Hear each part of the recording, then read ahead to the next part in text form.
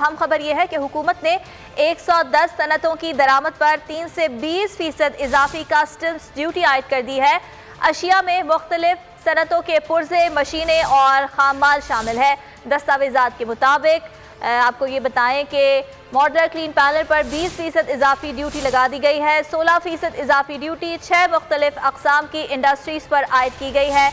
11% इजाफी duty 10 अक़साम की सनतों पर लगाई गई है, जबकि 3% इजाफी ड्यूटी 94 अक़साम की सनतों पर आयद की गई है। 94 सनतों के इम्पोर्ट पर इससे कबल 0 इजाफी ड्यूटी लागू की गई थी। आपको आगाह कर रहे हैं कि हुकूमत ने 110 सनतों की दरामद पर 3 से 20% इजाफी कस्टम्स ड्यूटी लागू कर दी है और अशिया में मुख्तलिफ सनतों के पुर्जे, मशीनें और खाम माल शामिल हैं। दस्तावेजात में ये बताया गया है कि मॉडुलर क्लीन पैनल पर 20% इजाफी ड्यूटी लगा दी गई है। 16% इजाफी ड्यूटी 6 मुख्तलिफ अक़साम की इंडस्ट्रीज़ पर आयद की गई है। 11% इजाफी ड्यूटी 10 अक़साम की सनतों पर लगाई गई है।